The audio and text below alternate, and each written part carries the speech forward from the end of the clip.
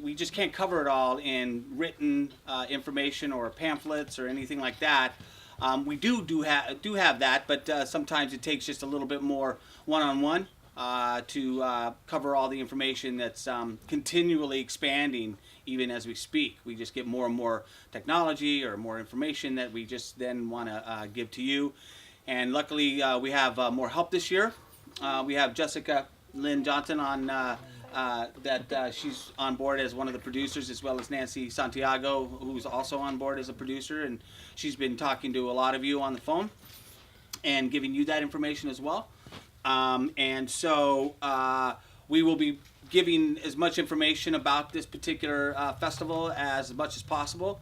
And so feel free to ask questions as we go along. You don't have to wait. Come on in. You don't have to wait for the end to ask all the questions, because there's just gonna, for me, I can't wait that long to ask questions. Sometimes I need to get the information because my short-term memory is fading as we speak.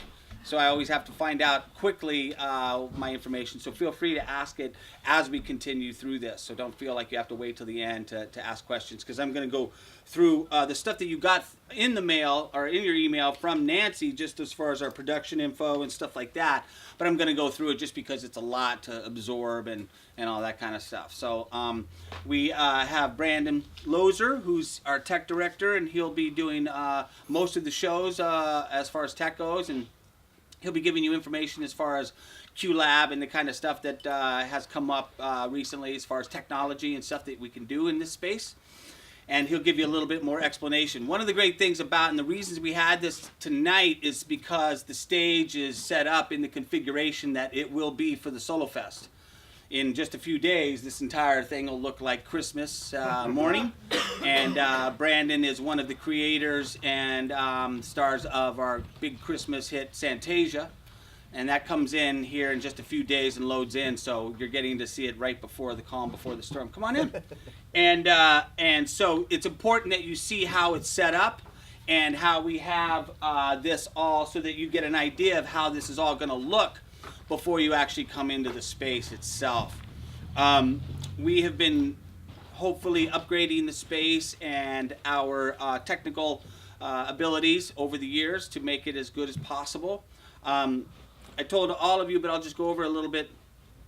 I'd done a solo show myself back in the day that was on Van Gogh, and so I learned a lot about doing the solo show through that and the needs of it. And so much of it came down to the technical support of being able to produce the show on top of the fact of just doing the show itself, which is the hardest thing I think an actor will ever have to do. An hour and 20-minute monologue, Hamlet doesn't even have. Nobody has that long of monologue, and so a solo show is the hardest thing I think an actor will ever have to do in their entire life.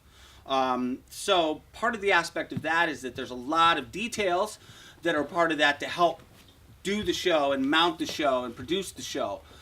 That's the kind of thing that we learned a lot about, having about 1,000 shows now here in the time that I've been here. We've produced about 1,000 solo shows here. And we've learned a lot about producing them as far as what they need and what it takes and how to keep the costs low. It broke me as far as finances. So I tried to figure out a way to make it work once I got the theater, which was a magical situation as well. I mean, I'm an actor and bartender. I had no money. I didn't have the ability to have a space of my own. It was ridiculous. So the fact that it happened means that it was meant to be in some form. And so when I got the space, I wanted to commit to the solo artist some space, some time, so that they could develop their work and create in a safe harbor rather than just a money-grubbing situation that I felt that it was so much a part of the solo journey. Because solo shows get pushed onto other people's sets, and they get pushed into certainly a rental situation that they're just not made to work well under. Meaning the template of a 6-week run with 3 or 4 shows a week will crush a solo run, crush a solo show. So we figured out a lot of trial and error, and we've come up, we think, of the best way to have solo shows be launched and mounted with as little money as possible up front. And so that what we figured out is a way to have your audiences pay your bills rather than your own checkbooks. And that kind of changed the game for this particular situation, because that was the hardest thing, and is coming up with the cash in order to do a show. I know I lost a large amount of money, and I set out on a path to try and not have that happen again. It was a meaningful experience for me, and helped to kind of formulate this whole festival. And the festival started actually about 5 years ago. I've had the theater now for 13 years. And about 5 years ago, I came up with the idea of the Solofest, the festival, because of the logistics of all what I've been talking to you about. I found that solo shows are like a template for theater, and some of the drawbacks of that, which is low attendance, low budget, high quality subject matter, and all of that. And luckily, we have one of the best spaces in town. How that happened, I still don't know that either.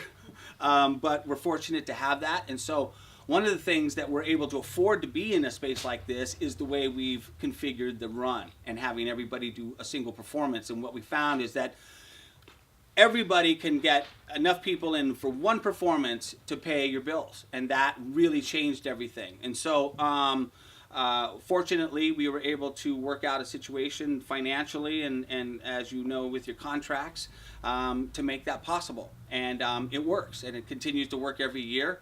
A big part of this journey is not just doing the show itself and finding the value and understanding what your show itself is about, but having to produce it. And what it becomes is a template for your own career, and working and doing your own work as an actor, and having to produce your own work. So doing your own solo show, once you do that, it just enables you to really move forward and produce other works that you may write or be a part of. Producing, for me, comes out of a need and a necessity, not a desire. I don't like producing. It's something I'm an actor, so I hate paperwork and all that stuff, finances, everything. So I became an actor. But over the years, I've been forced to face that and learn that it's important, and I had to figure out a way to keep the doors open so that we could have solo shows. And so that's what I've spent the last dozen years trying to figure out, is a way to make it a business out of something that's really a poor business choice in general. And so A Dark Desperate Night got me to this point right here, which is I was able to figure out how I could make all that work with the situation that we had. So we have Brandon on board this year. Yay. Doing a lot of our tech stuff. QLab is an important, for those of you who don't know it, QLab is basically a software that is used with Macs that has been utilized immensely in the theater world. And what it does is it controls dimming, well, now it does lights, but it did basically video and sound incorporated into one particular situation, so that you don't have a guy running 4 or 5 things in back in the booth. So what it's done is it's revolutionized running tech for solo shows and shows in general. Now they have the ability to also incorporate lighting into that particular software. So it's just changing as the days go by, and we are hopefully on that cusp of technology, and we're constantly upgrading that. This projection situation is probably one of the best you'll have, and we've worked out the design of the lights and everything to incorporate as much image as possible. Images have become a much utilized situation because of the technology of LED lights and, of course, projections in general, and what they can provide for soloists. Soloists in general will have to tour. That's kind of the path of solo shows. And so to make it as easy as possible, technology has certainly helped with that, with both the QLab design, flash drive of your cues, and your graphics and things like that. And those are the things that really we can help you with, as far as in the 2-page high packet thing that is on the website and has been mailed to you and emailed by Nancy. It has all of the situations that we've used multiple times. We don't get any feedback or a kickback from our vendors or the people that we use, the banners, the postcards. All of these people that we have in as far as contacts and stuff are people that we just use all the time, because they do high quality product for the least amount of money. And they don't rip you off, and that's our goal, is to try and make this an artist-friendly festival. It's not a like a Fringe situation or the United Solo, where they have multiple shows in the same space in the same day. Each of you have one day, and it's customized for your show. That's what we've found that most solo situations were not providing, which is a high quality design situation for your show to be seen in a high quality venue. And in order to do that, it takes all of these logistical things that we've come up with. And so what we have is this now conglomeration of all this technology and skills of Brandon and Jessica and stuff, and me directing some of the pieces as well that are in the festival. Oh, one quick thing before I forget. The final night of the festival, which is, I think it's March 3rd. March 3rd is Billie Holiday. Is the show that I directed, Billie Holiday Backstage with Lady Day. And that began this process, frankly, this vertical rep that I directed, opened in 2009 and has been running ever since. And the reason it is because of this particular format. This idea of the way I designed this to have shows like that continue for long periods of time is nearly impossible for a solo show. Keeping a solo show open or launching it is the hardest thing for a solo show. So what we're trying to do is make it as simple and easy and streamlined as possible, because what we've also learned is, especially with production, with the great technology that we have, simplicity is the key, and the best solo shows are the simplest, production-wise, because it's all about the storytelling and the acting. And what I have found now is that I think solo shows are the purest form of storytelling in theater.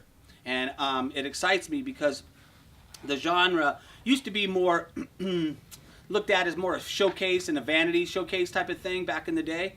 And it got a bad reputation for that, indulgent and things like that. And over the course of certainly as long as I've been involved with it, to watch it develop into a very respected part of our business because of the difficulty of doing it. It's like playing jazz. It's the most difficult thing an actor can do. And so you people in the room will create and have this bond by having to share this experience of going through this process. It's like going through some difficult thing, which a lot of your stories are about. And going through the process of launching your show is a similar kind of parallel experience for that. And that's why we want to support that, because those experiences need support. And there's very few of these kinds of situations out there. And I'm fortunate enough to have a space, which are becoming fewer and far between as the days go by. They're closing as we speak. So we have this opportunity to have your shows be a part of that. So that's why I kind of started this whole thing and created the Solofest, so that not only do you not walk away rubbing your wallet or other parts of your body because of the pain that you just went through financially. And that's not what we wanted to have happen. And so we tried to figure out how this could be all paid for, because just so you know, solo shows in general could range anywhere from $15,000 to $25,000 to mount. So just get an idea of how that much costs. Just get an idea really quickly, because we're honest with numbers and everything. We don't like surprises. The Martha Graham show that just ran a successful, very successful run here under the same idea of the once a week, ran about 5 months. It ended up costing about $15,000 for everything, and she paid for it all through the run, which is absolutely unheard of. And it's because not of my brilliance, but because of the way the structure works. It works, and that's why we brought it to the festival, and it continues to work. Last year was our most successful round, and we're trying to make it more so this year, and we're adding ways to do that, and this is one of them tonight. Getting together with you and talking about this stuff and going through exactly what QLab is and what it can provide for you, because what we want to be really clear about is we're not designing your shows for you. That's your journey.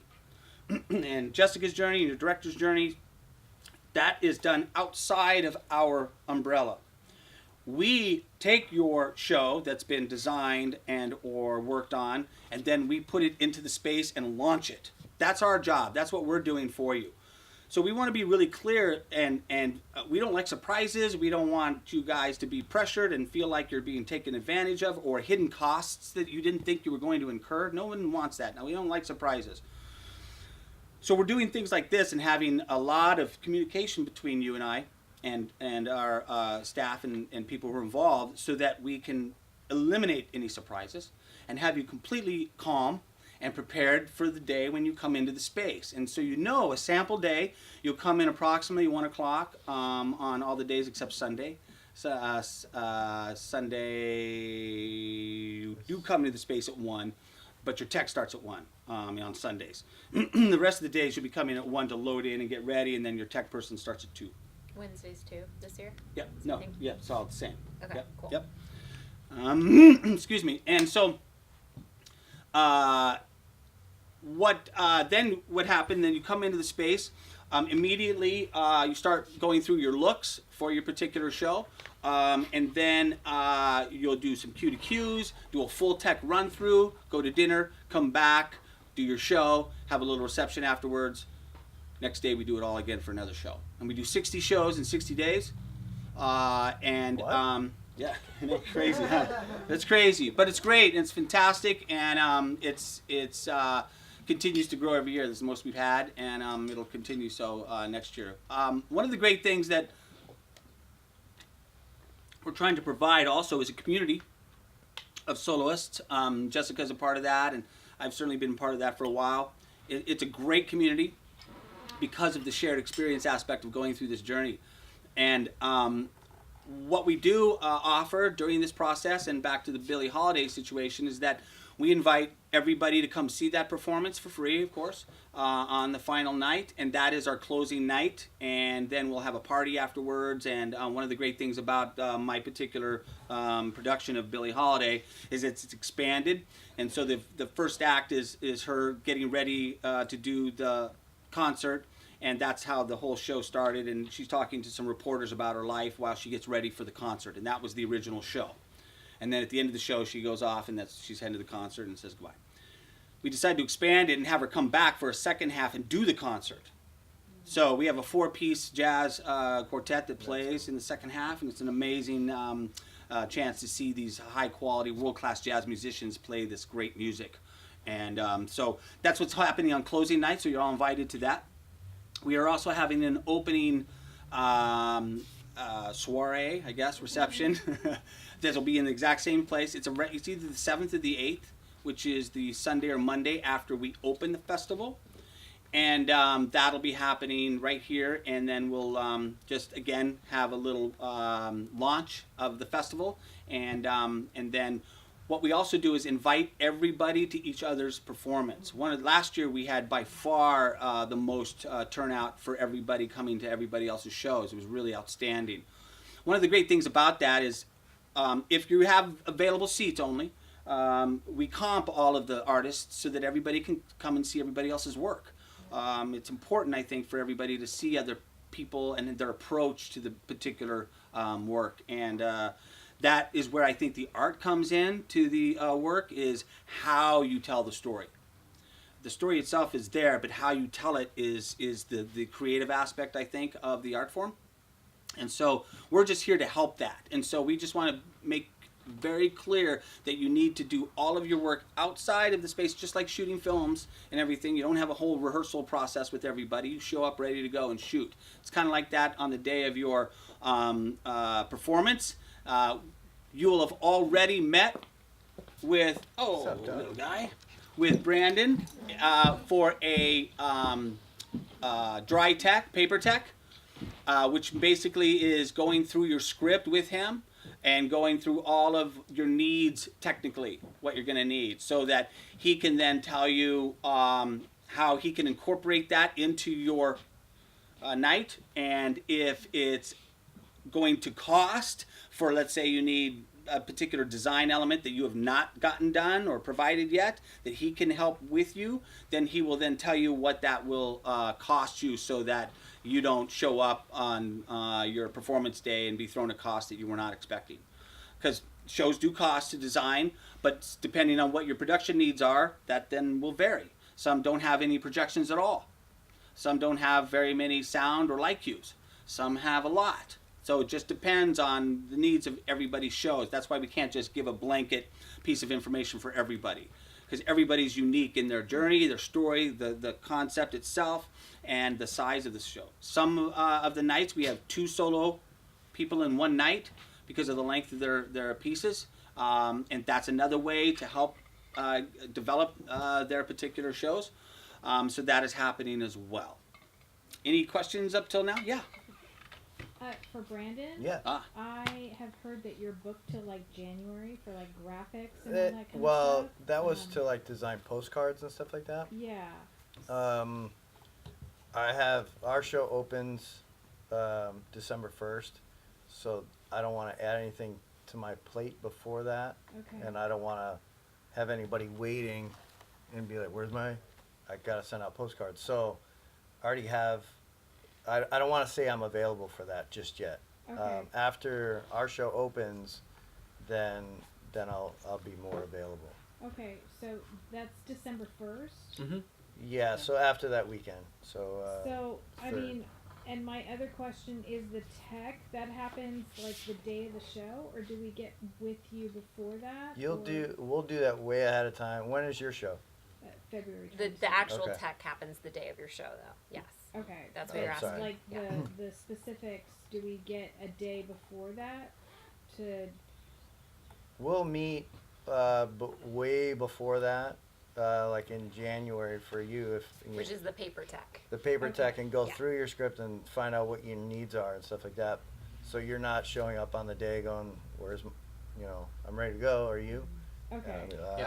So Like if there's like, like pictures. on yeah, there video and pictures and stuff. We'll sound figure all bites that and- out way ahead of time. Yeah, and- long period. Yeah. Okay. Yeah. And as far as graphics, are you talking for postcards? I'm stressing about the graphic seriously because I can't figure out how to get my freaking graphic. Like this is the first time I've ever done this. So, I Okay. mean, That's why and we're I've been like in touch with other people, but I am like, yeah, that's my whole question. Is it right now. for like how to- postcards and advertising? Yeah. Okay. Yeah.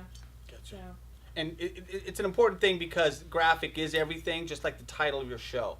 Well, I've- and you made such a Yeah. great point that he does such great graphics for these shows. So I'm now they like, all want it. if he's booked up till January, I'm like, shit. Yeah, it's hard. It's like we just edited. Every year we do a parody of something, and we just shot it last night. So now I have to edit that tomorrow.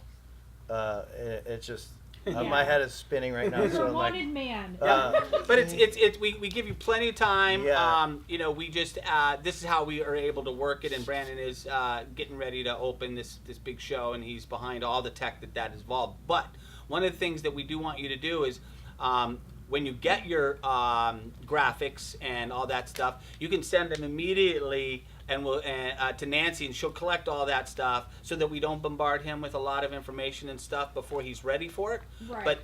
But we want all your pre-production done and organized. So if you get that stuff, we don't make you wait and until we're ready. You can start sending that stuff immediately to Nancy, and then she'll put it into her the files and stuff of your particular show. And then when Brandon is ready to receive them, she'll send them all over to him, and then he'll start putting all the graphics and everything on the website.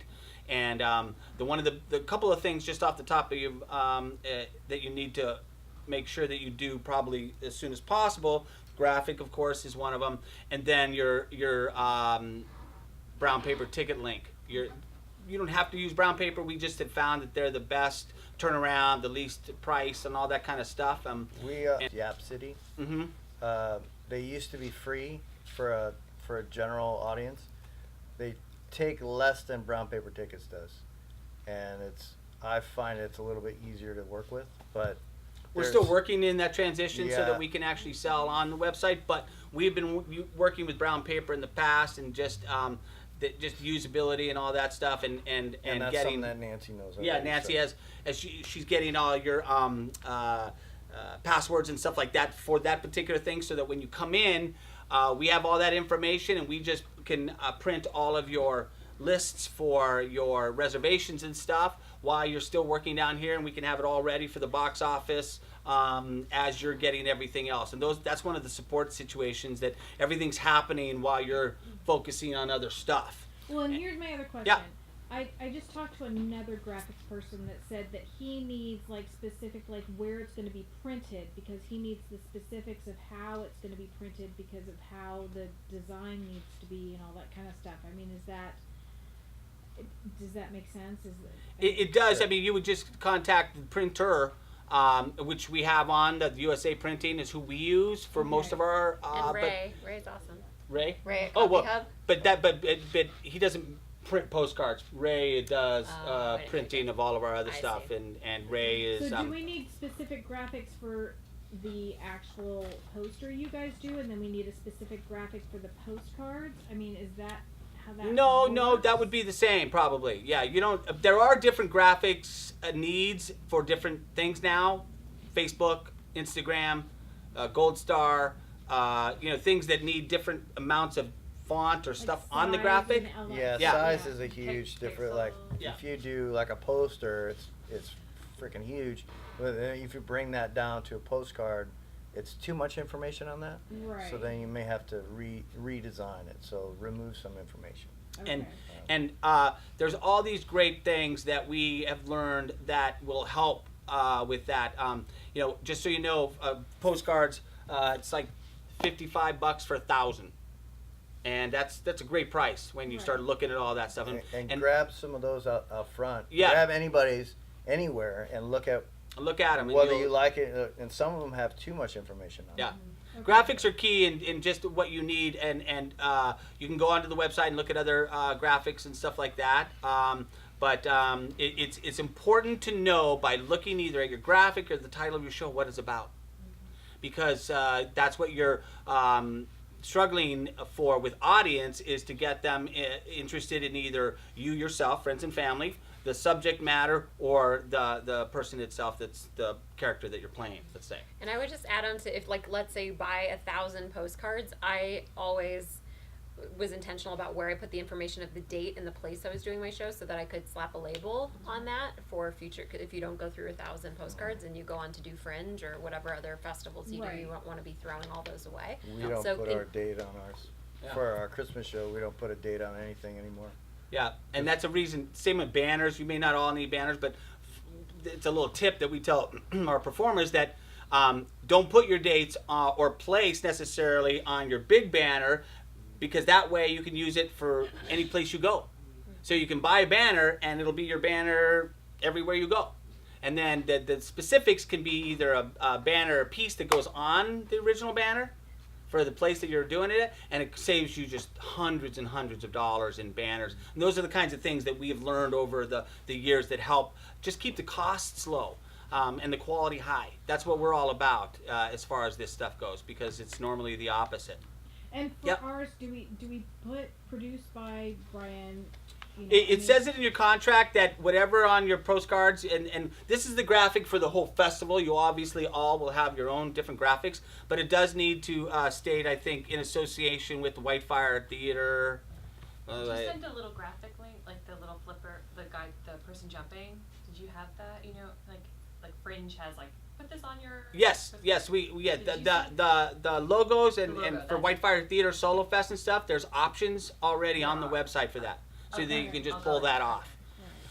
So that you can do that, just like the Fringe, and they have those little logos and stuff. Okay. We've got that for this year's Solofest. Yes. What was the name of that website again? Where it's $55 for 1,000. Oh, it's USA Printing, and this information's all on the stuff that you got sent. But yeah, absolutely, USA Printing. It's down on Santa Monica Boulevard, near Fairfax-ish, Kristen Heights area.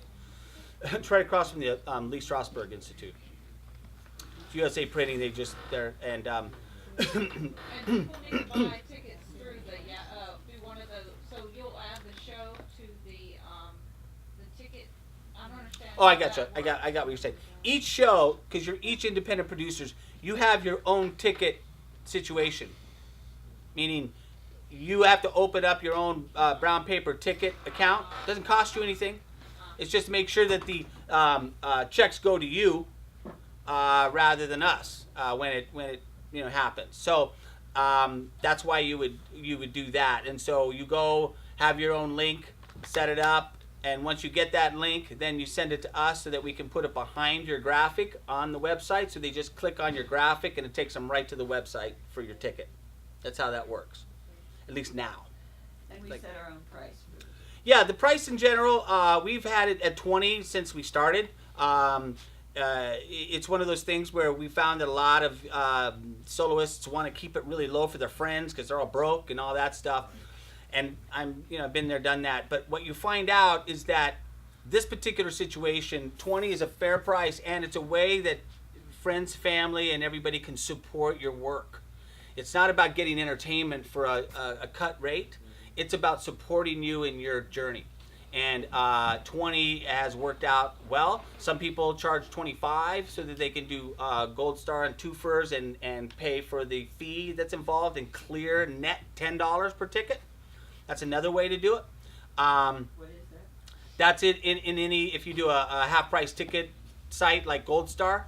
But Gold Star won't necessarily do every single solo show's one performance, just so you know. So, but because of the size of the house, sometimes you can offer 25 half price tickets on Gold Star, and that just helps, supplement your house. Because in any house with producing, there's all kinds of situations that in the tickets, half price, full price, comped, twofers, and to get your full house going. But this is a way for you guys, because this is set up for the artist's benefit.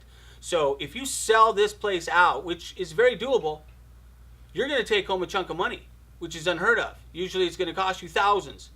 This situation is set up so that you actually pay for your show and actually possibly take home cash. So we want you to do that. We want this to be successful for you. That's why we've set it up this way. Yeah, I counted 72 seats. 84. 84? Mhm. What's the capacity for the room? 90.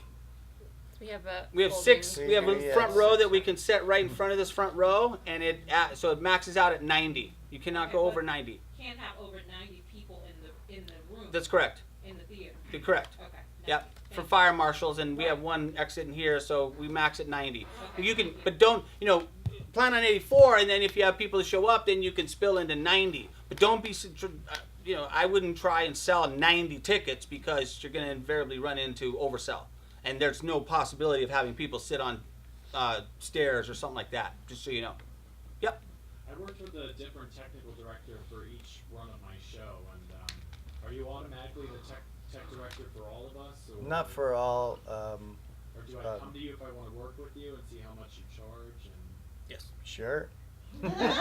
No, it's important Yeah, I mean- because you will go with every show. Yeah. You'll go on the road and you'll have to deal with a different tech person in every venue. But that's why we prep you, hopefully, well enough so that you go in with common information, like a QLab or a flash drive. But they don't even deal with CDs anymore. I don't. Yeah. CDs are obsolete now. We don't If even you- use them in here. If you have your show already done, like on QLab, I know there's a few people that have that done. We just can't plug it in and have it work. right. There's a little bit of redesign, but that's not that full price. Okay. Just want everybody to know that. I'll have to look at it and figure out how much. Yeah. Adjusting. So that's why it's like calling a mechanic and go, my car doesn't work. How much is it? Does I that don't make know sense? until I look at it. Okay. So I But we're wouldn't. not talking about lights here, Yeah. just so people Yeah. know. Yeah, That's yeah, not that's what- just we're talking like- about projections and videos. Mhm. And all that. Stuff like that. Yeah. Because people have an immense amount. Some have 50 projections, 60 light cues. And the lights are You know, stuff like connected that. with that, but that's a separate thing. But QLab controls everything. And everybody So- has different needs, desires, production-wise. That's why we don't set anything or any cap on it, because some people like a lot of stuff, some people don't like any. So that's an artistic choice. So, yeah. So, the tech part of it, lighting is all included. And then, like, if we needed projection or like sound bites over, that's extra, and we need to get with you to. Yeah. That's the QLab That's a design, yes. That's Okay. correct. Yep. Alright. Yep. Does that make sense? Yeah. Is everybody clear about the QLab thing? Because that is certainly something that it keeps coming up, and we had to work it out and figure it out because we just aren't clear about what it was able to do and why it took a cost and that kind of stuff.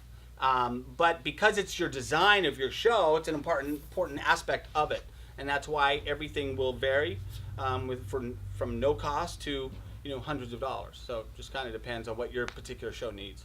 But let's just tell you right now, You do not need any of this stuff for your show to launch. I mean, some don't have any of this. They just literally have lights come up. Our last show just had some projections and 2 black blocks. That was it. And that's the majority of solo shows, just so you know. Don't feel like you're, oh my gosh, I have to have a big production. You don't want to get into that trap. Ask Jess as a director. You don't want to spend all of your day just working on that kind of stuff. You want that all done and then implementing it into our system so that you can then launch your show. That's what we want ideally. What kind of things make like the price go up? What things make the price go up? Like the amount of cues? Yeah, the amount of cues. Not with right? lights. We're not talking about lights. Yeah. I'm directing Adrian, Yep. and Oh, you're sure. fine with your lights. With the show that I do here at Santasia, we have over 800 cues, and that sounds ridiculous. It's about an hour and 45 minutes show, but within dance numbers, lights automatically change. So even though that's lighting, QLab is still telling it when to change. So basically, our stage manager hits a space bar a lot of shows, and it auto cues into another scene or a video. So to take 800 some cues, and now it's only about 50. So even though it's all incorporated, all crunched in, your shows will never be like that. And- Just And on that, there's an artistic reason. I'm sure Jess might attest to this as well. I have found in the solo shows that I've been dealing with is that too many cues don't help the show.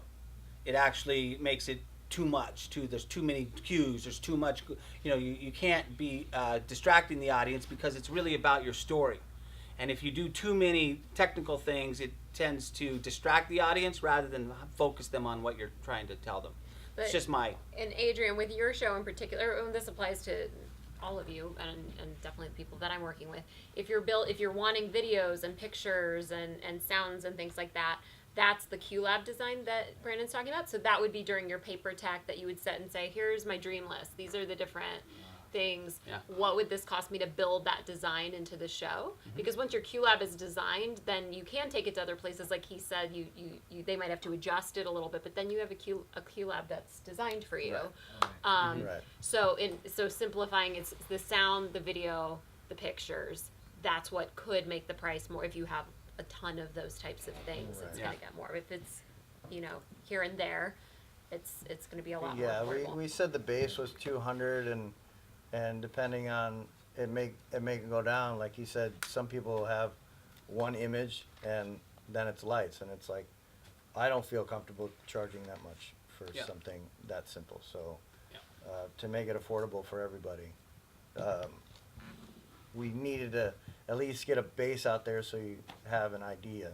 But that's going to change with everybody. So. 'Cause And that's everybody what the needs paper to- techs are for, Yeah. to go through that script. And the people I'm working with, I'm marking all those light cues, all those sound cues, all those pictures. So you'll know exactly when you sit down for your paper tech how many cues you have, what the needs are, and then you can negotiate if that's things that you want to keep or not.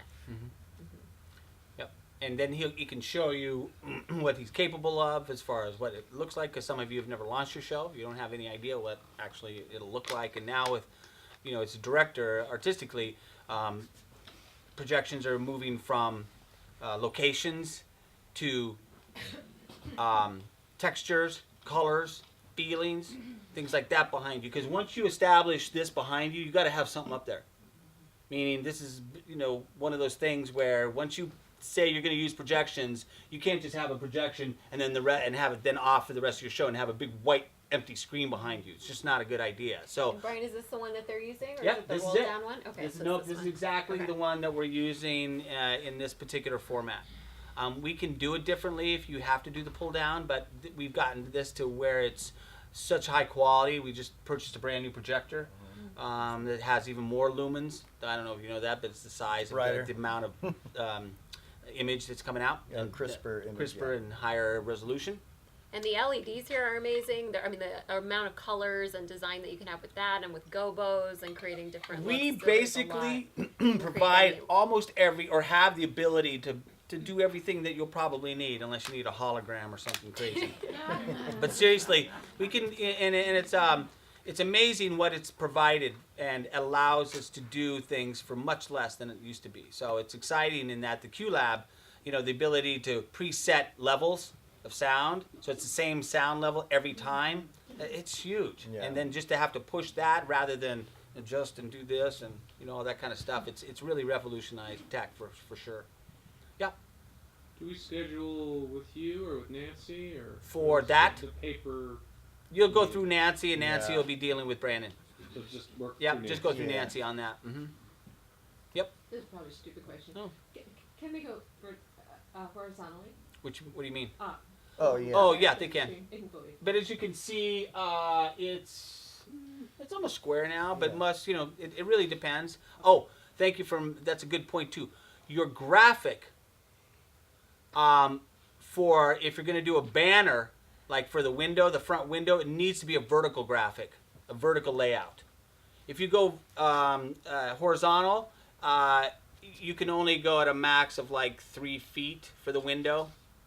You see what I'm saying? So you can do a graphic. Let's say you do 3x5 or that kind of thing, and you do a horizontal graphic. It doesn't fit well into the window, so a horizontal works much better. But you don't have to have that. But we're just telling you what works best, and it's a a vertical graphic for the banners. The postcards can have a horizontal because they're laid out that way. You see what I mean by that? You mean a paper, something printed that we put in the window? Yeah, like the banner. If you they're not on there because we've just closed all of our shows. But Is Santasia the up there? big Santasia, no, it's upstairs. I Oh, got that. okay. But the big banners on the walls out there, those are just larger versions of our smaller banner situations that fit in those front windows. Which is, just so you know, it's a 3x4. Is a wide. banner. If you Yeah. go for the banner, and the reason I'm saying that is because they're so inexpensive to have, and they're fantastic. Like a 3x4 banner, which is 3 feet by 4 feet, it's good size. It's about $12, which is unheard of. It used to be 30, 40, 50, And $100 for that's those. not paper. That's Banner That's, quality. That's what. the vinyl. And the yeah. posters, we provide 5 11 by 17 versions of your graphic for show day. We provide those. So, and those are in the vertical format for most part. You can do it, but it just doesn't help. It's not helpful. And those go on the sandwich board out. Sandwich outside, right, board, too? the door, You say 11 by 17? 11 by 17 are the paper ones that we provide. We provide 5 of those for your show day. And but we have a situation, and our Ray, the graphic guy, our printer, does those for if you want more, to advertise your show. They're 99 cents a piece. It's great. Yeah. It's great. And they're quality. They're good, really good quality. And so we just try and get all the tools at the least amount of money we can from our Yeah, vendors. he made our banners out there, and those were $150. And those 8 feet by 10 feet. They're That's probably massive. a $500 Yeah. banner, and that was $150 for an 8 foot by 10 foot banner. You guys won't have that, but we will have one of these out there. But you could do that, just so you know. What else? Yeah. So that's what I'm saying with the graphics. You have to. Do they need different formats of the graphics? Like when you get your graphic.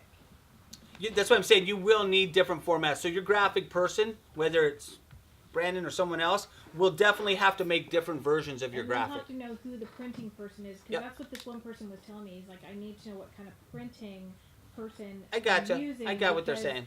They'll The I mean, DPL, they need yeah. to know the resolution, the size, and Exactly. like Gold Star has a very particular Yeah. size they have to have, like and they we have know all different that. format that they use and all that kind of Usually stuff. for a banner, like the window one would be 300 DPI, which is dots per inch, and then 3 feet by 4 feet high. And then for a postcard, you'd still want that 300.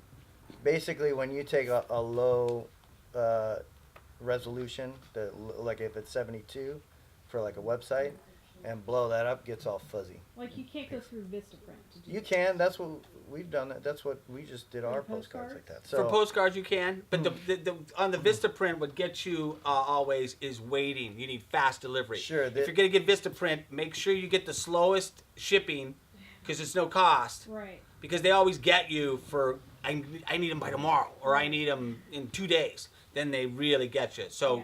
if you do use Vistaprint, which is fine, do that. Make sure that you get the cheapest turnaround. And they say like 21 days or something like that, but it usually doesn't take that It long. doesn't take that long. Mm-mm. But Okay. they'll have templates on there as far as sizing and all that for if you have Okay. your So like whoever. the graphic card, yeah, I'm just confused Mhm. with the graphic. It's okay. That's why you let the graphic person deal with that, so you don't have to have all that information, because that's information that's kind of out of my realm, as it is for most of us. Yeah. And that's why you have people do that stuff. So Okay. don't let it get you down, because we're aware of all those needs, different sizes and stuff, and we'll help you with that. Is the promo for your show only up for the day of your show? It depends. Not necessarily. We try and put up as many in advance, smaller banners and posters up as the whole front of this place is covered. And the postcards are Yeah, everywhere. postcards are tables everywhere. and everything. Postcards. As soon as you get those, you can bring them in. We'll put them up, and we have all these little holders. Probably about 9 of them. So we can do usually about 2 weeks in advance of cards, but you can have all your cards in the lobby and stuff a month in advance and stuff if you want. So the sooner you get stuff up and ready to go, we'll take it. We're not going to keep you from bringing it in. So the sooner you get your stuff done, the more relaxation that you'll enjoy. Because these are the things that really come up to get you and bite you in the butt is stuff like programs. Yeah. Programs can come back and just, oh my God, I totally forgot.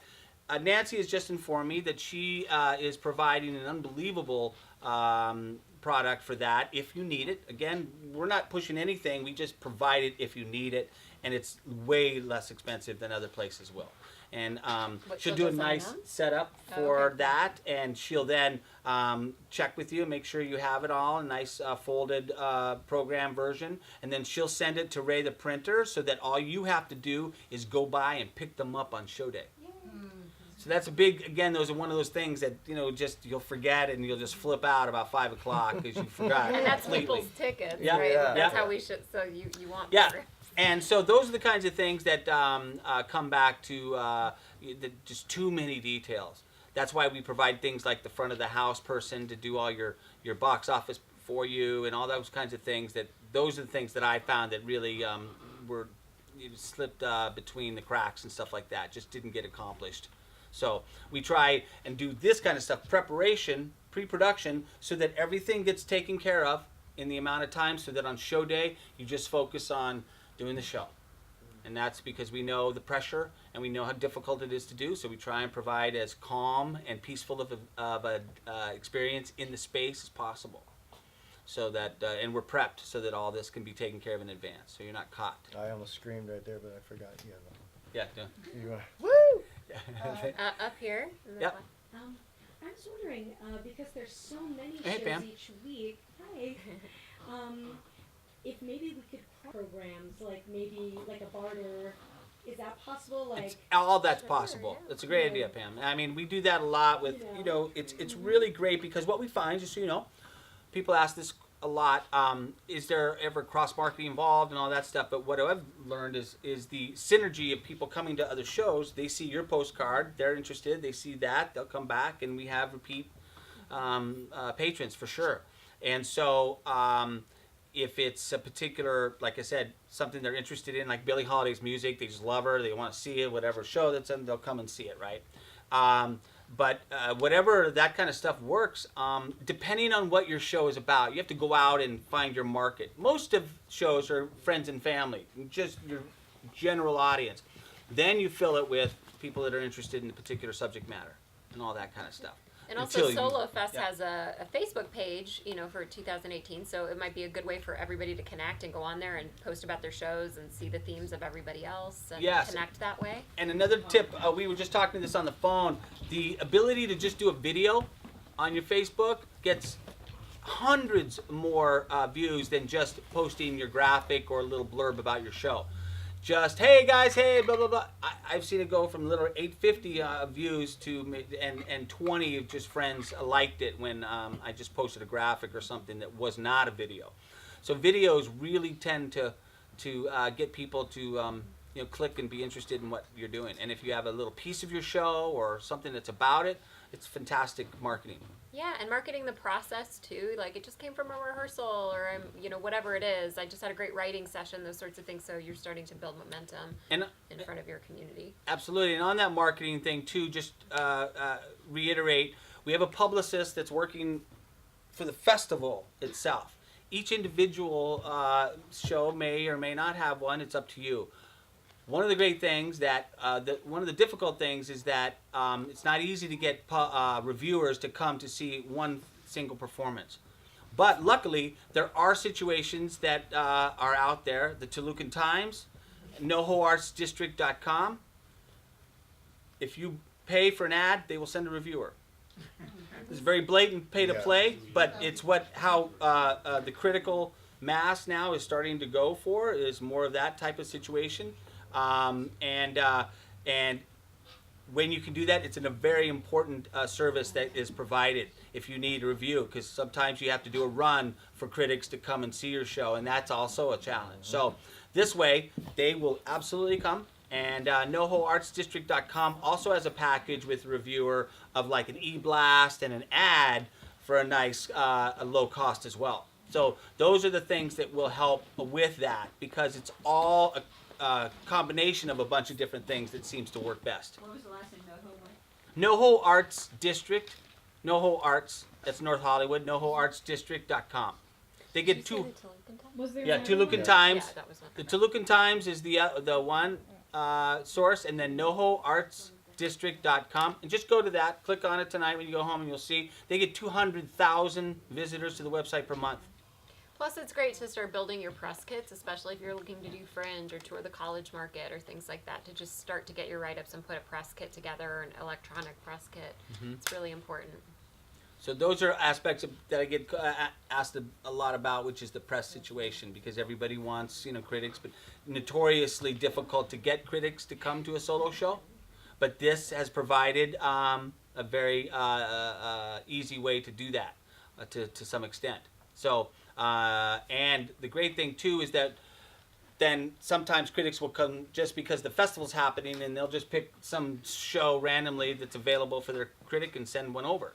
So it's a multiple different ways of making that happen. But those are very specific ways. So just so you know, for budget purposes. Yep. Anybody else?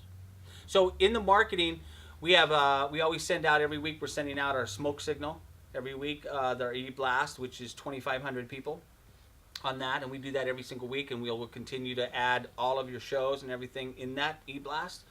And we'll also get them to go to whitefiretheater.com so that they can see all the shows and peruse all the choices and everything and decide what show they want. And then by just clicking on the image, they'll go directly to tickets for you guys. That because the link will be built into the graphic. You learn through this that each of you have to do your own marketing for your own show. I mean, that's just part of the situation, is you learn to go out and hustle. I knew when I was doing my show, if I did not go out and, especially when I went to Edinburgh into the festival over there, if I did not go out and literally hustle my show and hand out stuff, I did not have an audience. It forced me to have to go out and do that every single day. And as an actor, I hated it. But it really forced me to, take responsibility and accountability for my own work. And mine was Van Gogh, so it was a little bit easier to market. So I went to the big, huge museums that had a big exhibit of those kinds of expressionists.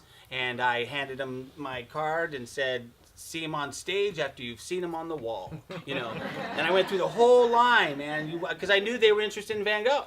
So I went through each, and that helped. And if I didn't do that, I didn't have an audience. And in Edinburgh, the average Fringe audience is 5. Just like Fringe here. I mean, it's because you're competing against thousands of other artists. So over 1 million people come into Edinburgh to see the festival. So you're competing for all that audience. So you really learn fast that you just can't sit home and watch the numbers come in.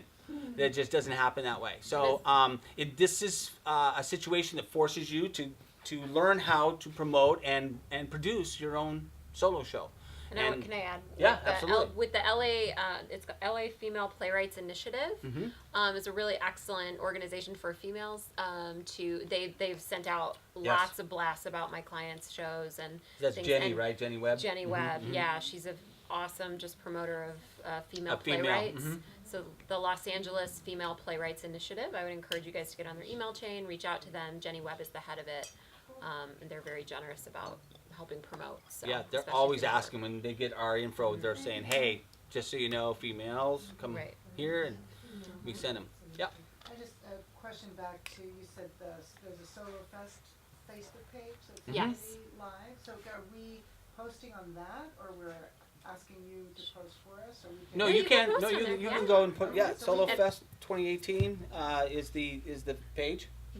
Yeah, and I was just saying it's a great way for you guys to connect with each other too, Okay. via Facebook if that's like a home base that you go to. And tagging and doing all that stuff But it's so a that public. Yeah, Right. yeah. Yeah. It's not So a you private wouldn't wanna group. say- It's a public. Yeah. Yeah, obviously. Yeah, you don't want to say too much. Yeah, yeah. I just want to make that clear. Yeah, it's good. Yeah. Now, do you request that we do our own Facebook page for our show? Yeah. Absolutely. Yeah. Okay. Yes. Yep. And that's the thing. Is Facebook is amazing. I'm not huge into Twitter and Instagram, but all social media is very important because it's free.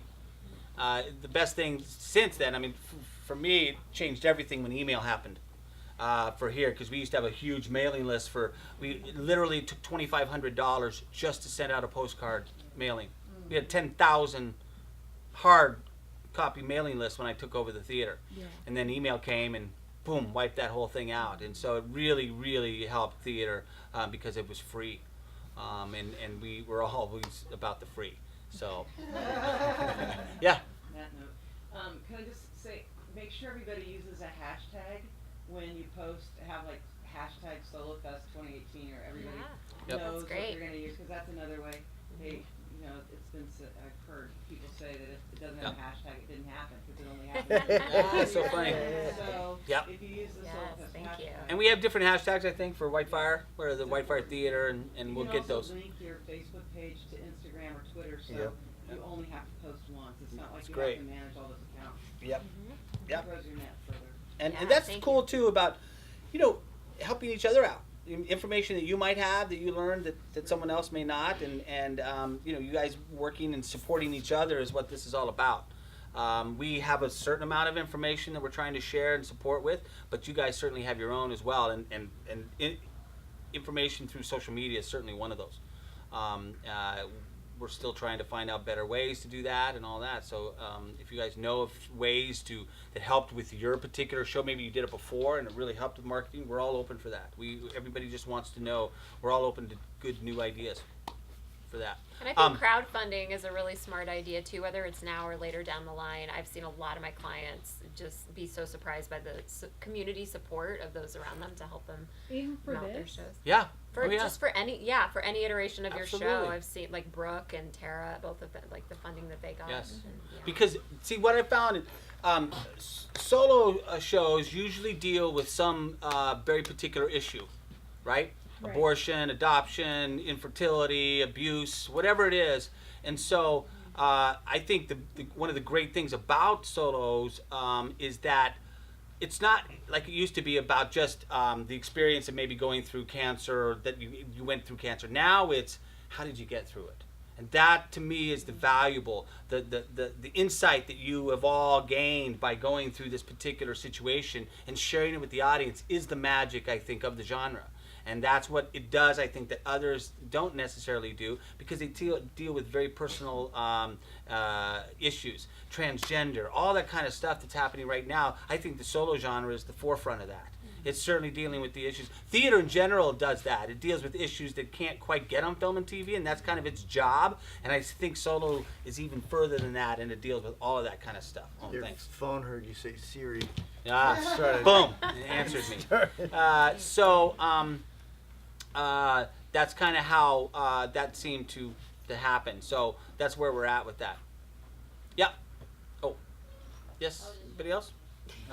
So now, just a couple of these things, and these are all part of it. This one of the drawbacks of being in an amazing neighborhood is competitive parking. Parking is because we have world-class restaurants all in walking distance, which is amazing for all of your friends and family that are coming to the show. But it also makes it difficult to find parking. We luckily have Augustine Wine Bar do our valet for us for only $8. Just so you know, it's 15 in Hollywood. Just so you know, for valet. So we recommend that you just tell all your friends and family to do that. But there's all street parking and meter parking until 8, and then after 8 it's free. So it's really just a race to find the spots, but just let them know that just to eliminate the stress, and especially if they're running behind, just go right across the street and just valet right there at Augustine's Wine. About the front door, it's about 100 feet to our right. And they're fantastic, and it's the best wine bar in town, so it's kind of a win-win for us. And so that's what happens for parking, because up in the neighborhoods it's all permit and everything, and you don't want your friends and family to be getting tickets and have it be a negative situation. It's already, tough to get up, get out, find parking, come to see the show. If they get a ticket, it's just a pain in the ass. Okay? Anything else about that?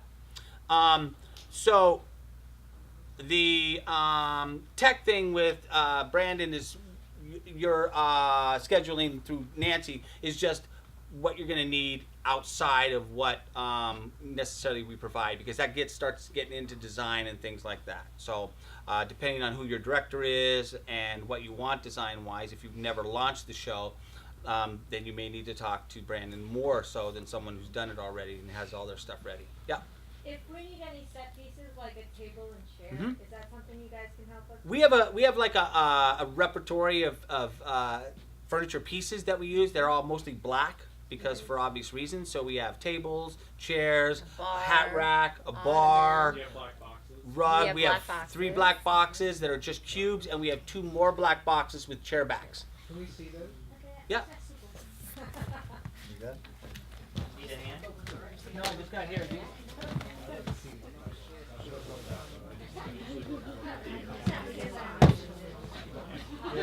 The ones are under the chair backs. They're over here. Yeah, there's just one. I put them where the storage is, right over the bar storage.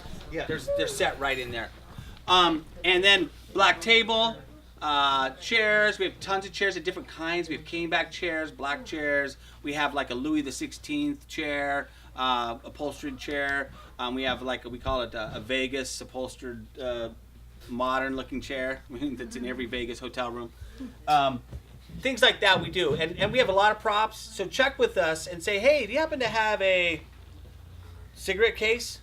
Yeah, we do. We have a lot of props from shows and everything that we gain kind of a little inventory, and that's the chair back one we're talking about. But we have lots of other different types of set pieces. Now, so just go through what you might need and then ask, and we'll tell you if we have it or not. And if we don't, then you'll have to bring it in. But we'd rather have you have it here so that you don't have to load in a bunch of stuff. Keeping, as far as staging and stuff, just keep in mind that most of your shows from here on out will be touring in some form. So you want to really simplify that. You don't want to be carrying a bunch of heavy equipment and all that kind of stuff. Okay? You still have the piano? Yeah. Yep, our piano's right over here. It's a 100-year-old upright, beautiful piano. Keeps its tune amazingly well. We don't know how it is. I know it's magic, but it's incredible. It's beautiful. Yeah. Can we bring, I just had a chair and like one pedestal. Uh-huh. Can we bring that a few days ahead? Yes. We don't have to bring it that day. No, you can. We have plenty of room in different places. This is like a big New York apartment. We have all kinds of storage nooks and crannies. We have stuff stored because we run 5 to 6 shows sometimes in rep all in the same week. So we have to have a lot of different places to put stuff. So. And I have another, it may have been asked already, I Sorry. came in a little bit late. I have someone in the area who's already run my Q Lab, who's already run my show. So can I hire them to work the night of the show? We don't really do that because and the reason is not, what we found is that for your person to get familiar with our equipment takes too much time. And even if they're good and know the stuff, just to incorporate and figuring out the little things, we just found out that it took up valuable time. Can I hire them to kind of call the show or work with, You can bring them in absolutely and have them. they're in the booth and they can we understand. Yeah, absolutely. We do. We understand that some people have people I that. have like 70 keys in my queue lab. I gotcha. So you would then incorporate your person with Brandon and see how much they can. Yeah, we had said it earlier. If you have a QLab design already done, but it won't necessarily plug right in because the lights are different, sound is different. So it'll take a little bit of manipulating to work here at that time. So it wouldn't be that full cost because it's already done. It's just She's talking about the actual person no, to no, come no, in and and then run to it with do you it, and yeah. It's just having them there. Yeah, they can come in and work with them and stuff. We don't, you know. the night of the show, I mean, it just will make everything easier. Sure, if they, For yeah. Yep. everybody, because she's done it a Yep. number of times. Yeah, absolutely. You can bring them in. It's still we still have him here. Yeah. I have no problem with her. Once we're all set up, I don't have a problem with her. Yep. Pushing the computer. I don't- Yep. The buttons. Yeah. Yeah. Great. That Yeah, was yeah, no problem. Yeah, we I- understand because some shows have very particular feels to them, and they need someone who really knows the show and everything. But we also found out that there were inherent issues with people coming into the space, and we're just in a finite amount of time. Yeah. But and so is that cost of that paper tech part of what we've already paid That's correct. for? It's included. Yeah. Right, Yep. okay. You're meeting with him, so that's part of the whole deal. Okay. Oh, also, just a reminder, thank you for, you may or may not be aware of this because it is different this year, but your amount of cost and everything that's incurred also includes a 2-hour rehearsal outside of your space time. That's included. Meaning you can come in. Outside of tech. You can come in, and we have that. We have about an 8 to 10. This is all in the morning, 8 to 10 or 10 to 12, so that you can get in and rehearse in the space before your day for no cost once. If you need more time in the space, you can book it for an hourly cost on availability. But we want to let you know as soon as Nancy makes that available on a Google Doc on the website, you can then go and book in your time. Sometimes you want to do it a couple of days before the week of your show. Like say you have a Thursday show, you come in maybe Tuesday or Monday to just work in the space and get a good feeling about it. Sometimes you want to come in the day before. So you want to do it the morning before the day of your show. So Would it ever be they get in there earlier and then do the show the same day? Oh. Rehearsal that day. Yeah. You know. Yeah, You can, but- you could do I- that. The I- reason we found that it's not because I found that it's an extremely emotional amount of work to do all in one day. Sure. So yeah, that's I'm just trying Yeah. to.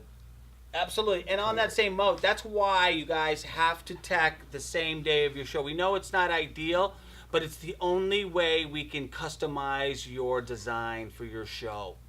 Meaning we get everything designed, all the lights for your particular performance. We can't do that the day before because someone else is in the space. That's why it's set up that way, and it's the only way it works. Will weekend mornings be available for those rehearsal No. slots? We have things in the space for that, so unfortunately that is not available. I could maybe do a early, like 7 in the morning till 9 on a Saturday morning. I think that might be available. So, and just so you know, we're a 24/7 space type of thing. So depending on your own personal schedule, we can do late nights as well. You know, midnight. You know, things like that. You know, we Make do. him We're just, turn the we're lights just, you know, we're doing a lot of shows, and we understand that people need to get and use That's the just with space. house lights, right? The rehearsal? Yeah, I Yes. was just gonna say, just know that. It's that's just that because we can't have you do an extra tech or something because it has to be on the day because you couldn't do it a couple of days because it's not in the it's not in the system. So you have to do your tech on the day of your show. But you can come in and be like without the lights and stuff and work in the space. That's what it's for. But you could schedule to do a run through with Brandon, but you would have to pay for Brandon to come in to do your run through. The problem with No? that, it has to be on the same day It's gotta because be. you won't have your tech that you no, will no, on no, your but show. like you could run your Q lab, you just couldn't have your because you need Yeah, lights. yeah, you can't do that. Oh, But you can't do you that. can run. You could bring him in, but he can't run your tech for you on a different day. Okay. Yeah, I know that's an issue Okay. for you because you got a lot of tech. Yeah. Yeah. Can we move to the tech to the morning instead of the afternoon? Oh, you mean the start The time? day of, yeah. Haven't really dealt with that because the problem with that is his schedule. So to have them come in the morning and then leave and then come back again for your show doesn't seem to work as well. But I'm sure we could see what the issues are and work around that. Yeah, okay. And I also want to offer up, I have a free class every single Saturday morning for solo theater. So if any of you guys are testing out new material and just want like a safe creative space to come in, it's here at the Whitefire. It's 9 to 11. It's every Saturday and it's 100% free. Yep. And you can pass out your postcards to people and do all of that as well. So. Yeah, that's why we do that, because again, costs are always the obstacle in solo theater. So Jessica provides this free class, and how long have we been doing that now? Here, like 3 years, 4 years? At least, yeah, at least. And so many shows have launched through the free solo class because it seems that everything costs. Solo workshops, all the stuff, and that seemed to be anti, creative. Yeah. I was just at a Fringe workshop, and you were like the superstar of like Fringe. Yay! From this last Fringe, Jessica Lynn Johnson was like the name. That's fine. Okay, so I'm just looking. I have your. Is online there a time streaming? when we can Yeah, see hold on. what you have, in terms of set pieces? Do you have it stored somewhere? We have them stored. That's the problem. I don't have them all, to pull out. Just ask and just tell. Okay. And but thank you for reminding me. I'll get that inventory and stuff. But it's best to just say, hey, what do you have? Because we have a couple of different choices on like rugs. Okay. We have a set rug and we have a Persian rug. So you can just kind of depends on your design and stuff. Yeah. You said the opening party's on January 7th or 8th? Yes. When will you decide that? Very quickly, yes. We'll know that soon. We're dealing with a particular VIP situation for that, so we're just working out that schedule. So we'll know hopefully when they know, and as soon as we know that, we'll set that. Okay. Yep. Brandon, are you checking all of the shows? Not all of them. Not all of them. I know all of yours, right? Not yours. Is David still? Yes, Oh, he's doing yours. Just checking that. Yeah, Okay, yeah, that's okay. No. It's a lot of shows, and not everybody or not one person can do all of them. So we have a number of different tech situations happening, so that we can accommodate as many shows as we're doing. Because we literally do 60 shows in 60 days. Not everybody has that time schedule open. Does anybody ever do? I don't know the schedule. So does anybody do more than one show? We have one slot built into our festival to have one show run 6 performances as a run within this. Oh, And we cool. have one performance, one show that does that every year. And we do have Pam's doing her show on that particular situation. Because every show is in different stages of their progression, and they need different things. You need a run normally to get your reviews and stuff like that. And then you need certain things in order to get whether fringe or festivals or touring or other things like that. But you need various productions and performances for specific situations like that. Mm-hmm. I worked with David in one of my last runs. It's already been decided which one's doing each show. No, but if you've done that, you Yeah. should definitely have them working again on that. It's not. It has nothing to do with that. It's just literally what's available and schedule wise. What's your date of your show? January 28th. Oh yeah, I think he's available for something like that. So if he's done it before and worked on your show, absolutely. We just brought in Brandon too, so that we could have more options and not put all of our eggs in one design basket. Yep. What else? What are we looking at? Oh, we're still If good. we're not using, sorry, if That's we're right. not using any projections, can we lose a screen? Yes. I think I did this. Oh no, absolutely. No, that's There's a great question. Just so you know, options. We can completely go to black.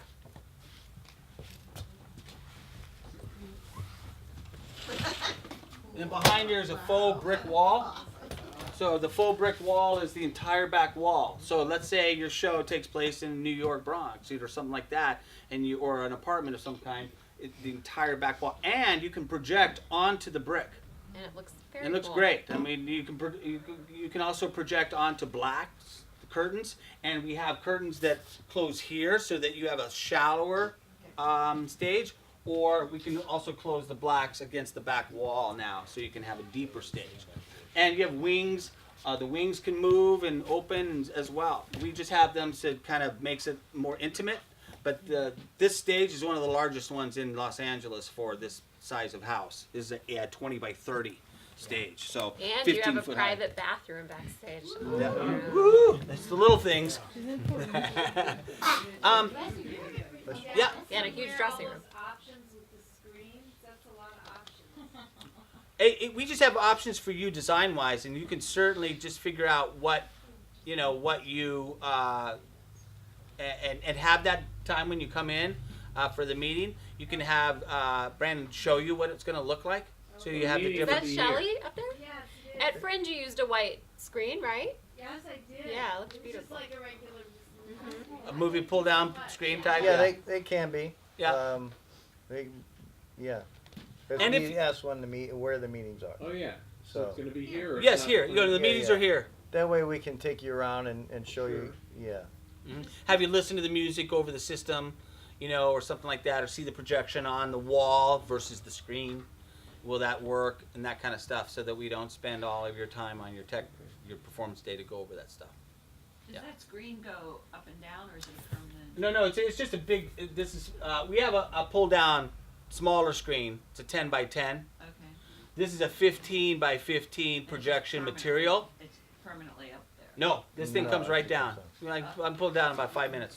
Oh, but it won't automatically. Correct. No, Doesn't like- yes, Not that's during right. the show, Once yeah. you use it, you have to use it. It can't go up during your show, or you can't pull it off or take it down during your show. So don't plan on any of that kind of stuff, But because the it's black curtains can go in front of it? Yes. yes, Do they go on by themselves? or nope. manual? You have to just write manual. Do a little Vanna White. You said it has to stay up there. If you put an image up there. Yeah.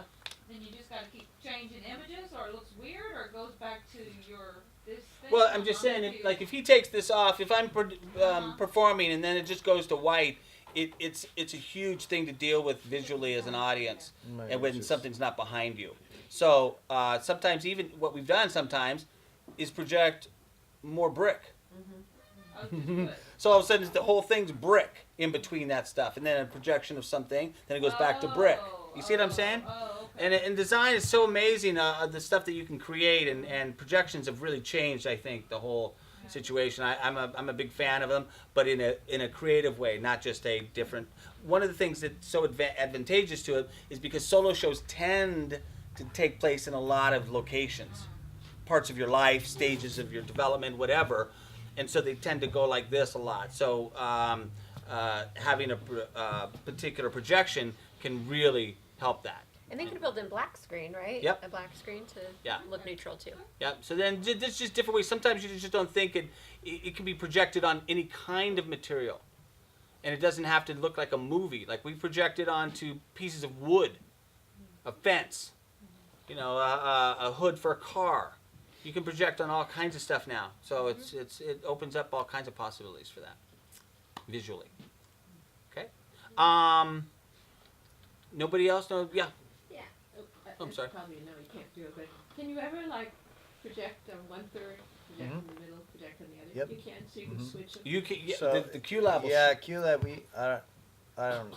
You can make it look like the Brady Bunch. Like a montage? You could have videos playing here and then here and here.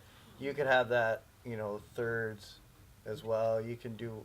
Or you could do black light on the other. Sure, so you- that yeah. can see. One of the great Yeah. things too that you can do now, you could have a still image, like let's say a wall, and then have a burning fireplace video in the middle of it. So you can have a still graphic and a video in the middle of the still graphic. So it's pretty great. Those are all design stuff that, again, would be very specific reason to do that. You don't want to overwhelm your audience with, dazzling technical stuff. It could look cool, but if it overwhelms your story, then it doesn't help you. Can you videotape your show? Yeah, so into that, you can. We're on the cusp right now of being able to live stream. We have the technical ability to do that, and we're just getting all of that done right now, so that you hopefully will be able to live stream your shows, and hopefully have people pay smaller amounts to stream that online. And our quality that Ilmar's been a part of, who's shooting this tonight, has been a part of that. And the quality of the level that we're able to create is astonishing. And the technology to be able to stream live, it's not like the old days of the back and a master shot. These are close shots of. For me, I've spent years trying to figure out how to shoot solo shows effectively, so that they are interesting and they capture the intimacy of a live performance. And for me, the way to do that is close-ups, is to shoot close into a solo show, and then be able to cut to another angle that's maybe a 3/4 or a full body shot. So, but again, too many cameras and too many cuts doesn't help. To create, we're not trying to do live television or film, we're doing theater, and theater should be theatrical, so we're not trying to avoid that, we're trying to enhance it. Yeah. Do you provide Wi-Fi for the guests? Uh-huh. Yep, free Wi-Fi. Thank you. Yep. Just going back to the Q lab, and this has probably been It's all right. may have already been answered, but okay, That's why we do this. with sound design, so we come and have our paper tech and we talk through it with you. Yep. But do we bring our sounds to you and then you enter it? Yes. Is that how that works? Yes. So, we meet, say today is the day we're meeting, you have all your files, and you have everything. For the most part, say you didn't realize, I need a doorbell. Then we'll try to find a doorbell. It's like, for the most part, you'll have everything for when we meet and go, here's all the sounds that I need. And this is where they need to go. Yeah, and then we go through your script and say, okay, here's a doorbell, now here's a lighting cue, and here's... And that's a design. Yeah. Because you're having him create the sounds that the audience is going to hear. And when believe it or not, there's a lot of different doorbell sounds. You got to figure out what kind, especially gunshots. There's a ton of different kinds of gunshots. You got to go through them and figure out what's best. If you have it on a drive, whether it's a flash drive or whatever, I can transfer it when we meet, or I can set up a Dropbox to where you forgot, or you're still developing a video, like you're doing a lot of videos, and then later you're gonna send them to me. Okay. That's fine too. But your preference is that they bring it to that meeting? I think so. Okay. That way you can hear it in the space, you can Right. see it in the space, see if it works. Because you might have a logo, and I have 70 logos, and they're all real tiny. So then when we blow them up, they're all fuzzy. Yeah. So that way we're not showing up on the day going, this looks bad. So that would be helpful. And we, as you can see, a lot of these, we designed the lights to have as little amount of bleed onto the screen so that the image just really pop off of this thing. It looks like almost a large television right behind you when there's an image on the entire screen. He's just got this up right now just to show you what's up. What will will there be a house announcement of the show, and what will be in case, for example, one of my characters wants to come out and make a house announcement, or I'm toying with an idea for something. What will the house be doing to announce? We can actually individualize that situation depending on your needs. Normally, I'll come out, or Jess will come out and welcome everybody and let them know the festival's happening and what's going on, and thanks for coming, et cetera, et cetera. Shut your phones off. Shut your phones Don't off get and up during everything the like show. that, and then enjoy the show. But if you have a particular aspect of the show that the character comes in and does all that, that's not a problem. Just let us know, and we'll incorporate that. We're all in sync on the night of your show as far as the audience and letting them in. Oh, just so you know, we always give a 10-minute grace period to starting time. So if it's an 8 o'clock start time, we start exactly at 8:10. But don't tell your people that. Don't tell them that. Don't tell them Don't that. tell or them they'll that, get but here you at need to 8:30. know that so that you are aware of start times and all that stuff. So 8:10, we don't wait, we don't do any of that. We start exactly at 8:10. Yep. I have. Or 7:10 on Sundays. This is a different subject. I have candles that I light, and usually when I do it, I have to have a fire extinguisher nearby. Yes. Some people want me to hire. No, you don't have to do that. But you're good with that. You don't need the special. How many candles is it? It's just a menorah. It's just. Oh, okay.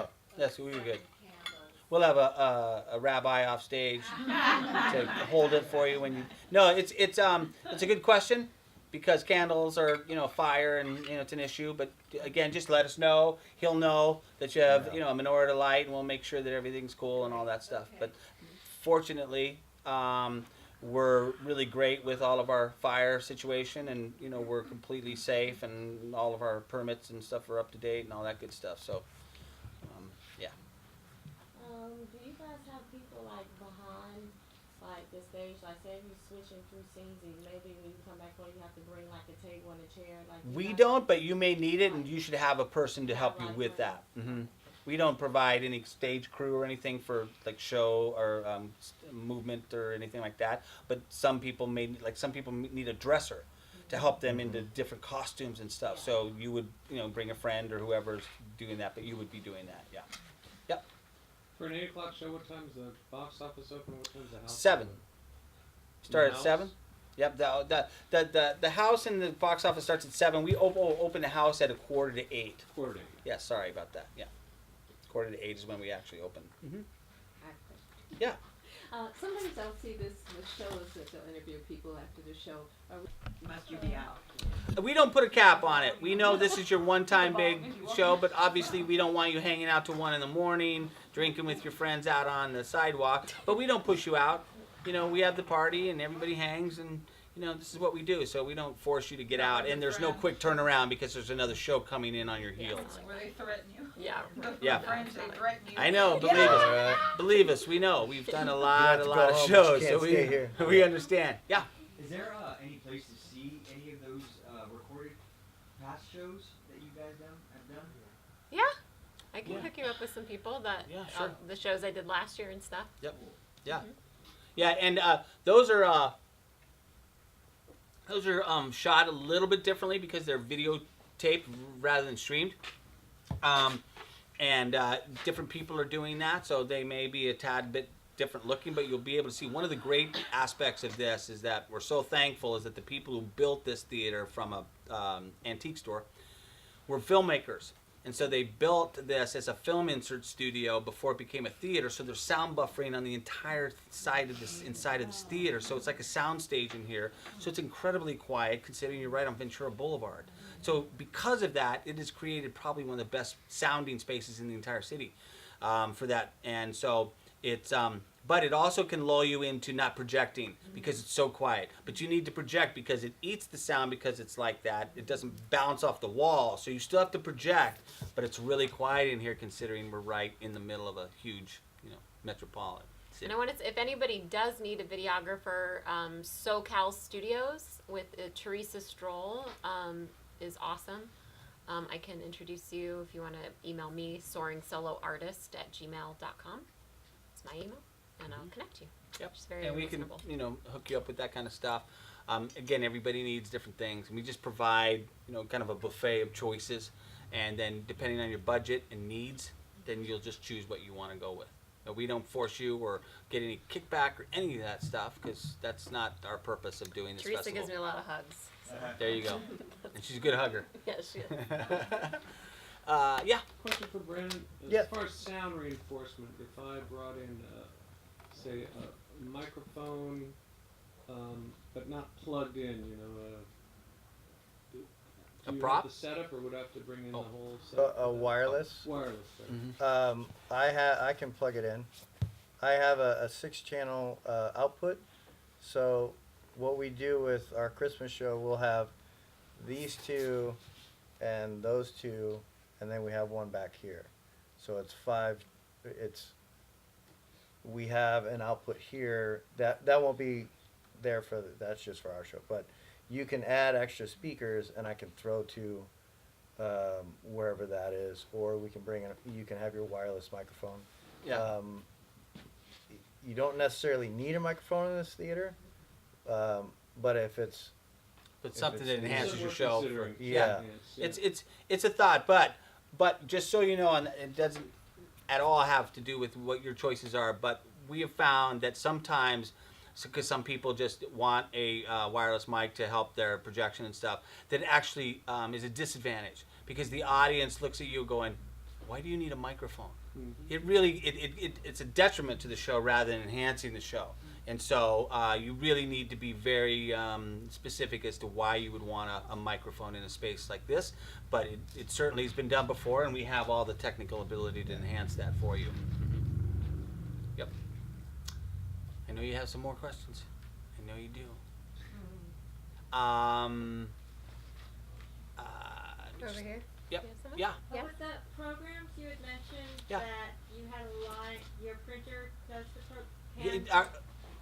We have Nancy will design it and make it for you, and then she'll send the file to our printers, which is just up on Fulton and Moore Park, right up the street here.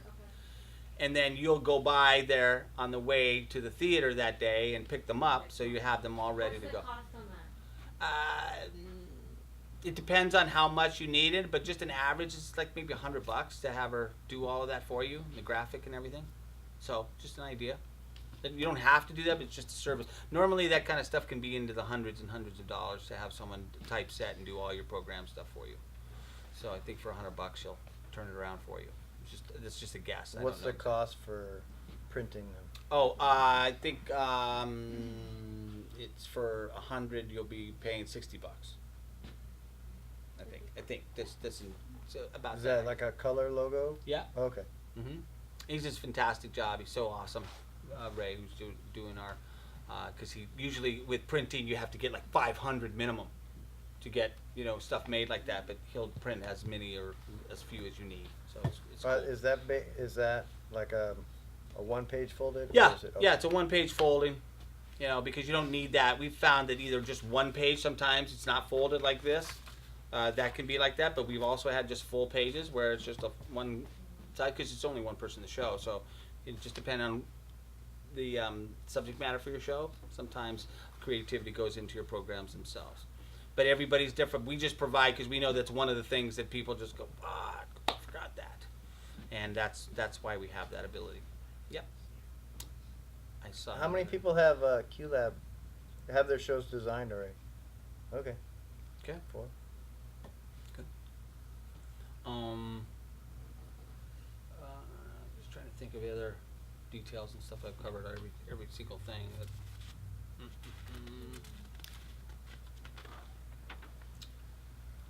Props. Look at that. Oh, it tells you all the stuff. Yeah, what we have, and it tells you that you have the miscellaneous chairs, the 2 black bistro-sized tables. These are 2-tops, we call them, for your waiters. 2-top cocktail tables right here. We also have a higher cocktail table, like a high top, Oh, wow. That's Dave. He's just throwing up. Brandon's throwing up some fun projections and stuff. We just did a show. These crazy things on here. And Q&A too. To people. Oh yes. Yeah. We found that with the solo genre that Q&As are something that people. It really works well. Not everybody wants to do that, but with solo shows, because they deal with these issues, the audience really wants to ask questions and talk to you, maybe find out more. And instead of having individual conversations with 20 to 30 people after your show, we have found that a Q&A really facilitates that really well. So most of the time, almost all the shows we did last year, we started just planning on doing a Q&A afterwards. You don't have to, but we realize it's kind of part of the genre that a Q&A just seems because of the nature of the People stayed and they did that? I mean, people actually asked questions? Oh yeah, yeah. No, they're really? fascinated, especially if really? Stories are, we have a lot of amazing stories in this, and people want to know how you got there. Right. How did you find that out? How did you do that? Like if you have a 60-minute show. What's Yeah, the timeline of the Q&A? with my shows I usually do like a 5-minute intermission, and like people go out, refill their wine, come back in, and then we do anywhere between 10 and 30 minutes. Like you just kind of feel out the audience. Are they asking a million questions? Is it dying down? Just kind of see how it goes. Yeah, and because we know, especially if it's a longer show, people are like, oh God, now a Q&A. But the truth is that, we deal with it all the time, but we just found that people wanted the information. They didn't feel burdened and like, get me out of here type of situation. So and they want to know about your process and what inspired you. And so you add that to the bottom of your flyer that I'm having a Q&A. You could. Afterwards. We also will mention it on the night, just so you know there'll be a Q&A afterwards. Okay. So if you have to pee or something, come back and we'll do the Q&A. It's usually about 15-20 minutes afterwards. to get all the questions and stuff done, but because of the subject matter of most of the shows, it really lends itself well to a Q&A. Do most of the, what percentage of people do have an intermission? Oh, very rare. Solo shows. I mean, I had one, and I fought tooth and nail, but my particular show that's part of the festival, show I directed called Dating in LA with No Nipples. This is an amazing true story about a woman who found out her husband was a pedophile, and then the stress of that gave her breast cancer, and she had a double mastectomy, and then went out in the dating pool to go to 70 first dates with no nipples. So that's a heavy amount of information to deal with. So it's a comedy, and absolutely. So you have to give that kind of information out in a very particular way, and we struggled with that, and we had to have an intermission just because the amount of information. And I would never normally have a solo show with an intermission, but there are certain examples that do, and the Billie Holiday is one of them because of the coming back for the second act thing. But I would never recommend having that unless you needed to do that. And I fought myself going, no. But it really, you had to have it in my particular situation because of the particular, weight of the information. Yeah. But yeah, don't plan on an intermission if you can have. These guys are just now deciding to put an intermission in Fantasia. Our show's an hour and a half. We make people hold it. Yeah, but it's an important, especially for the show, especially a festive, fun kind of party atmosphere. But it's that lends itself well. momentum. It's that momentum of your show, and then if you throw an intermission in there, now you got to bring it back up again. You got to bring them in. But if it's something great, they're all over that, and they have to go to the bathroom and all that kind of stuff. So it really depends on each person's show. Yeah. Do we put a bio on the program and the director put a bio or no? You can absolutely. That's what those are. Okay. I mean, and you can go as far as putting Brandon's bio or somebody else's, your directors or something like that. It's really up to you. To me, I don't need to be. I don't need that. Some people just ask. That's why I'm saying. Yeah. I'm just saying. For me personally, it's all about. They really want to know just about you and your particular path. Obviously, the process. So does Nancy let us know when those are due? Yep. How far in advance? Yeah, and just the sooner the better. It really is. It's one of those things where just get on that stuff. Don't wait for anybody. Bye, you guys. Linda, that's if you want her designing it. If you're doing it yourself, you bring it the day of your show, and that's your deadline. But if you want Nancy designing it, you'd have to work out with her when she needs the bios and the pictures. Yes. This is a lot of overwhelming information. It is. I'm sure for everybody as well as myself, especially for her or wait, Mm-hmm. it was her. Mm-hmm. But whoever. My question is basically inviting people, getting people here is basically the finale, right? As long as you have people asses coming in these seats, butts in seats to watch you, yep. you pretty much have your one-woman show, right? Absolutely. Okay. I mean, that's the thing too. Is that's the whole process, and because it's really about getting to the top of the mountain and doing this show, and then what happens afterwards is just another choice that you're going to have to make. But it really is about helping you realize your dream of telling this particular story, whether it's your story. Most solo shows are personal stories, not all of them. Some are completely fictional. I had one guy do a complete thing about him adopting and having a kid with his husband, with his partner. It was an amazing, beautiful story, completely made up. So I really felt cheated. I was like, dude, seriously? He's like, no, it never happened. I was like, yeah, it was not. I just thought it was bizarre, but I understood why he did it. But it was when everybody else's was real and true. It seemed bizarre. For the future, yeah, just so you know, none of this is real. But the solo show. But no, it's such a fascinating story. It didn't matter if it was true, really, ultimately. Yeah. But yeah. But maybe he wanted to be that person. But just the thing, just so you know, the numbers back to what you were talking about, it comes to about 30 to 33 people to come in, and it's an 84-seat house to make your nut, and all of that over that is all gravy. So we found that it's possible to do that for one show. It's the run that's the harder thing to make happen. but it happens, and it's an amazing thing. Just when you think you've exhausted your audience and can't get anybody else in, amazingly, it happens. And Like- we've had shows run a long Sorry, time. I didn't mean to cut No. you off. Like I did my Go ahead. show in the Fringe, Mhm. and everybody did it for me. Like I didn't have to do anything. Like people got critics there. Did your people performance got- for Yeah. you? Like yeah, pretty much. Yeah. So now I'm terrified because now I'm like, oh my god, I got to do all this by myself. I don't want to. That's the So- the truth is that's the solo journey. It really is. It is the solo journey. It's so difficult, and that's why we do it the way we do it. But it's also the biggest payoff. To accomplish this task is so overwhelmingly gratifying. It's hard to believe. Okay. Because again, achieving it is a massive undertaking, and everybody can do it. It just takes a heck of a lot of work and dedication.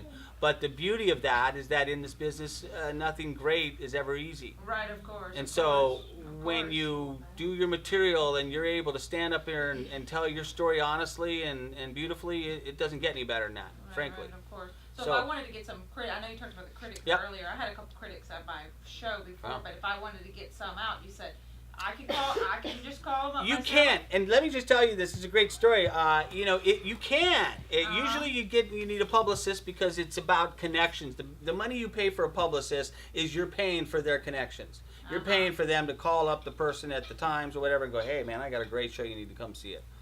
Now, doesn't mean they're going to come, and everybody has the ability to get certain people in, and cost doesn't necessarily dictate that. But let me just tell you. Balls are a really important aspect of this because you have to, like, I have the woman I told you about, the nipple show. She had her show in New York and went to a party and went up to the New York Times and pitched them, and they came to her show. They came to her show because she went up and said, listen, I know you don't usually do this, but blah, blah, blah, blah. And her story, I mean, you just tell someone, you're like, oh my God. And they went and they saw it, and she got a great review in the New York Times. All you have to do is So mention I'm just nipple. telling you, there's no rules. There's no rules. There's nobody that's going to tell you you can't do that. And don't ever listen to anybody who tell you that you can't do something, because this town is full of those stories of That's people true. who did I stuff. call up people all the time. I'm like, hey, can I speak to the Absolutely. president of one? And they're like, hold on 1 second. Good for you. Good for you. No. Good for you. I mean, I'm serious. swear. Hey, it's all about that. Yeah. Okay. And how great would that be to be able to do that for your own career?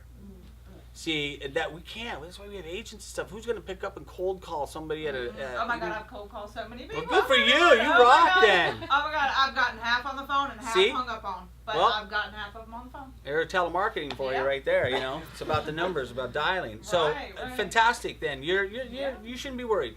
I mean, it's a large enough undertaking to make anyone shake in their boots. Trust me on that.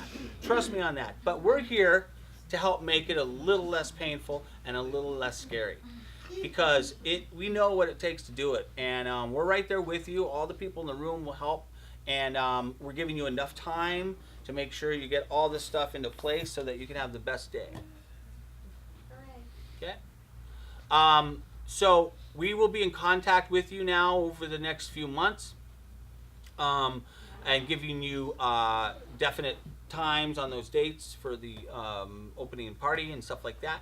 And we are now full. We are completely full as far as the festival goes. And that's exciting. We have a lot of great shows. There may be a fraction of the people that are totally in the festival are here tonight, about maybe a third, or maybe a little bit more than that. But that's what we're looking at as far as numbers and stuff like that go. Yeah. Sorry, just to double check. Mhm.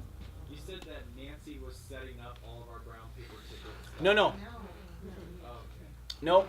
Nope. That's what you have to do. She will just help you, with that information. Okay. Brown paper tickets, Gotcha. you have to go in and set it up yourself. Gotcha. Now, the reason we have you do it is because most of us are able to do that with relative ease, and I'm not a big computer guy. So, but the great thing about them is there's a human on that you can talk, and they'll walk you through the entire process. And the reason we do that is because so that you can find out how many you have, and you're always checking your own stuff. We can't do that for 60 shows. It would just be impossible. So that way you can check to see how many people are coming. Do you have to hustle more people? So you can check on your own status for your show, and that's what you should be doing. We are doing the overall festival and promoting the festival. You guys are all doing your own show, pre-production work, and all that marketing yourselves. We Yeah. set ours up on Eventbrite, is that a problem? Nope, Okay. not a problem at all. Anything that works, Groupons, all kinds of stuff to help get people in. Yeah. Do the participants get any like discounts or anything for other for the other solo shows? Oh, you may have missed that. Oh yeah. Everybody's invited to comped to everybody else's shows if there's availability. If you sold out, sorry, we're not gonna take away paid people for you to have your fellow colleagues come in and see it. But most of you will have a number of seats available for that. So we do invite everybody, and we're inviting everybody to the closing night Billie Holiday show, which is my show, to come and see that also for free. That's a comped situation as well, and then the party afterwards for the end of the festival. That's what we do every year. How would they know if it's sold out? Do you just show up? Or You just check with us and say, hey, was hoping to come to the show tonight. Do you know if there's seats available? Because usually it's the day of. People, this is LA. People are like, hey, is there availability tonight? And then we can tell you, and I can go right to the person that's teching and go, hey, just want to check how we looking for tonight, and then we'll know if we have that ability. But most of the time, you do have that ability to come and see anybody else's show, just so you know. And you should, so that you can see how people have dealt with the exact same issues that you've dealt with: staging, pace, presentation, marketing, whatever. It just helps you learn to do your particular situation a little bit better if you can watch someone else. Always find people who do it well, go see them. Like I'll always tell Jess, if I see an amazing solo situation, I say, you got to see this person. You got to see the show. Just because you want to see people do what you do really well and see how they do it and see what's possible. The possibilities are what's cool about that. Because sometimes you don't know until you see it. You're like, oh my God, I had no idea you could project moving video on someone's face. I had no idea. And so it's great. Anything else? Nope. All right. Does everybody have their scripts done? Oh, yeah. That That whole was side. curious So about that. It's like- also reminding, you need a clean script copy, for the first paper tech that you're going to have, but certainly for performance day, so that he can run it and all that stuff.